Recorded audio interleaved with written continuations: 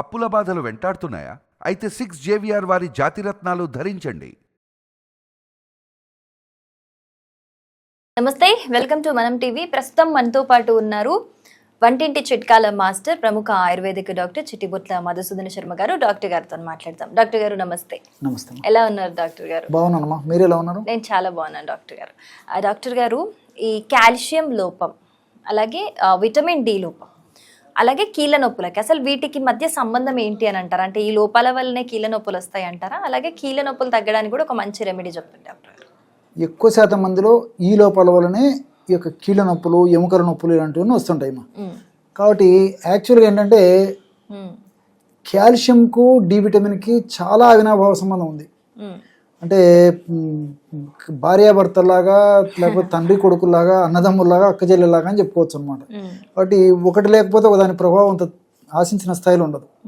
కాబట్టి ముఖ్యంగా మనకి ఎముకలకు కానీ కీళ్ళకు కానీ, కీళ్ళు ఆరోగ్యంగా ఉండాలన్నా, ఎముకలు ఆరోగ్యంగా ఉండాలన్నా, ఎలాంటి జబ్బులు లేకుండా ఉండాలన్నా వాటికి సంబంధించినటువంటివి మన దేహానికి కాల్షియం చాలా అవసరం. చాలామంది అవగాహన లోపంతో, ఆరోగ్య స్పృహ లేకపోవడం చేత, కొద్ది గొప్ప మిడిమిడి జ్ఞానంతో ఏం చేస్తారంటే ఈ కాల్షియం ఆహార రూపంలో కాల్షియము, అదేవిధంగా ఔషధ రూపంలో, అంటే పక్కింటి వాళ్ళు చెప్పారను, వాళ్ళ ఇంట్లో వాళ్ళు చెప్పారను, తెలిసిన వాళ్ళు చెప్పారను, ఏదో ఒకటి చెప్పేసి కాల్షియము మెడిసిన్స్ టాబ్లెట్స్ రూపంలోనూ, సిరప్ రూపంలోనూ, క్యాప్స్ ఏదేదో వాడుతుంటారమ్మా. కాబట్టి ఇక్కడ గమనించాల్సింది ఏంటంటే మన దేహంలోకి ఆహారం ద్వారా కానీ, లేకపోతే ఇది ఔషధ పరంగా కానీ ఏ పద్ధతిలో కాల్షియం మన దేహంలోకి పోయినా ఆ కాల్షియము వంట పట్టాలంటే డి విటమిన్ చాలా చాలా అవసరం. ఎప్పుడైతే బాడీలో డి విటమిన్ లోపం ఉందో అప్పుడు మీరు టన్నులు కాల్షియం తీసుకున్నా ఏ మాత్రం ప్రయోజనం ఉండదు. రెండవది ఔషధ రూపంలో తయారు వాడుకున్నట్లయితే మంచికి పోను చెడు ఎక్కువ కలగజేస్తుంది.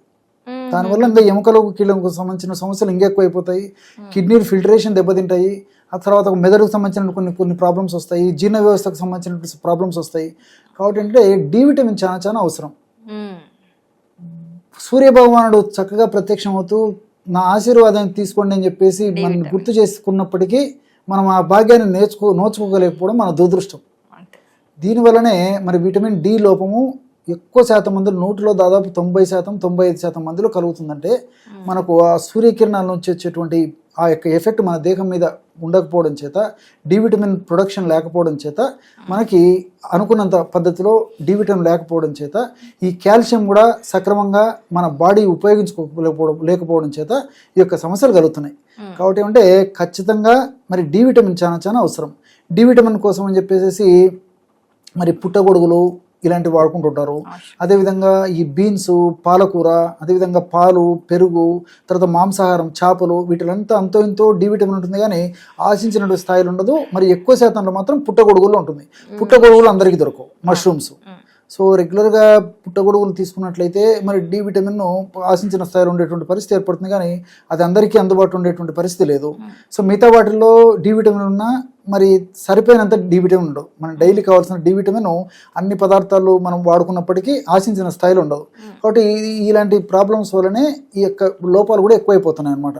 ఇంకోటి ఏంటంటే ఈ నాటు ఆవు పాలు వారానికి ఒకసారి మరి జున్ను రూపంలో తీసుకున్నప్పటికీ ఆ డి విటమిన్ ప్రాబ్లం లేకుండా మనం కొంతవరకు కంట్రోల్ చేసుకోవచ్చు. మరి నాటు ఆవు పాలు ఎక్కడ దొరుకుతాయండి? మామూలు పాలు దొరకడమే, స్వచ్ఛమైన పాలే దొరకనప్పుడు మనం ఊహించుకోవడం కూడా కష్టం.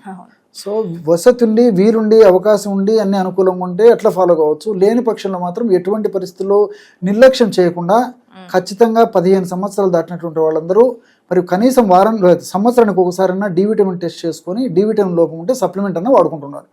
ఖచ్చితంగా మాత్రం చేయాలండి.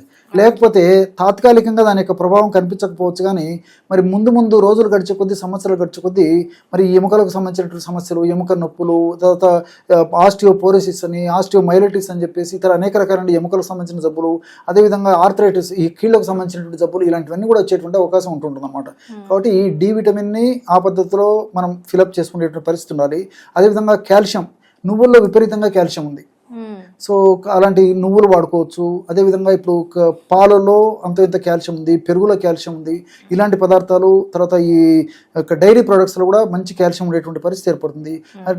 డ్రై నట్స్లో కాల్షియం ఉంది. మనం తీసుకుంటే ఇతర పదార్థాలు కూడా, డ్రై ఫ్రూట్స్లో కూడా కాల్షియం పర్సెంటేజెస్ బాగుంటాయి.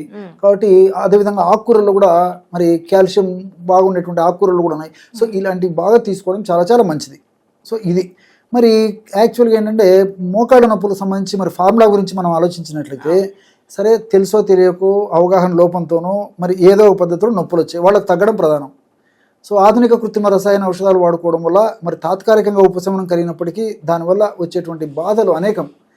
సో వాటినన్నిటి నుంచి బయటపడాలంటే క్షేమదాయకంగా ఔషధాన్ని తయారు చేసుకుని దీర్ఘకాలం పాటు వాడినప్పటికీ సమస్య తగ్గిపోతుంది, భవిష్యత్తులో ఇతర ఇబ్బందులు ఉండవు. ఔషధాన్ని ఎలా తయారు చేసుకోవాలంటే 100 గ్రాములు వాము యొక్క చూర్ణం, వామును వేయించేసేసి చూర్ణంలాగా తయారు చేసుకుని ఒక 100 గ్రాములు వాము చూర్ణం తీసుకోవాలి. ఆ యొక్క వాము చూర్ణంలో 25 గ్రాములు శొంఠి చూర్ణము, 10 గ్రాములు దాల్చిన చెక్క చూర్ణం. సింపుల్ రెమెడీ అండి. వాము చూర్ణము, శొంఠి చూర్ణము, దాల్చిన చెక్క చూర్ణం. సో నేను చెప్పినటువంటి రేషియోలో 3 పదార్థాలు బాగా కలిపేసేసి ఒక గాజు సీసాలో నిల్వ ఉంచుకొని రోజు ఉదయం ఆహారానికి ఒక అరగంట ముందు, రాత్రి ఆహారానికి ఒక అరగంట ముందు మ్యాక్సిమం 1/2 టీ స్పూన్ అంటే 1/2 టీ స్పూన్ నుంచి 1/2 టీ స్పూన్ వరకు ఔషధాన్ని వాడుకోవాలి. సో ఆ వయస్సును బట్టి, వ్యాధి యొక్క తీవ్రతను బట్టి, ఇతర అనుబంధ లక్షణాలను బట్టి ఆ డోస్ వాడుకుంటే సరిపోతుంది. కాబట్టి 1/2 టీ స్పూన్ నుంచి 1/2 టీ స్పూన్ వరకు ఈ యొక్క చూర్ణాన్ని తేనె వాడదైనటువంటి వాళ్ళందరూ కూడా కాస్త తేనెతో కలిపి తీసుకోవచ్చు. తేనె వాడకూడనటువంటి వాళ్ళైతే ఆ పొడిని కాస్త నీళ్ళలో కలిపి తీసుకోవడం కానీ, లేకపోతే ఆ పొడి నోట్లో వేసుకొని నీళ్ళు తాగడం కానీ, లేకపోతే కాస్త పాలలో కలిపి కానీ ఏదో ఒక పద్ధతిలో ఈ యొక్క ఔషధాన్ని వాడుకోవడం వల్ల ఈ మోకాళ్ళ నొప్పుల సమస్యకు చాలా చక్కగా చెక్ పెట్టవచ్చు.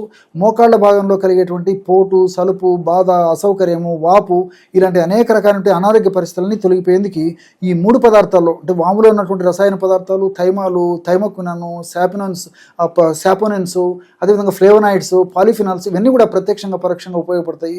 అదేవిధంగా శొంఠిలో ఉన్నటువంటి జింజరాలు, షాగోలు, అదేవిధంగా కుర్కుమిన్ను, తర్వాత సాలిసైలైట్స్ ఇవన్నీ కూడా ప్రత్యక్షంగా పరోక్షంగా ఉపయోగపడతాయి. అదేవిధంగా 3వ పదార్థంగా చెప్పబడిన దాల్చిన చెక్కలో ఉన్నటువంటి కౌమారిన్స్, అదేవిధంగా సినిమాల్డిహైడ్ ఇవన్నీ కూడా నొప్పిని తగ్గించేందుకు, ఆ యొక్క కీళ్ళ భాగంలో చక్కటి ఆరోగ్యాన్ని స్వస్థతను కలిగజేసేందుకు ఉపయోగపడతాయి. కాబట్టి దీర్ఘకాలం పాటు వాడినప్పటికీ అన్ని వీటి వల్ల సైడ్ బెనిఫిట్స్ ఉంటాయండి. ఓకే, చాలా చక్కటి రెమెడీ చెప్పారు సార్. ఇంట్లో ఉన్న వాటితో ఈజీగా చేసుకోవచ్చు. Thank you so much. నమస్తే.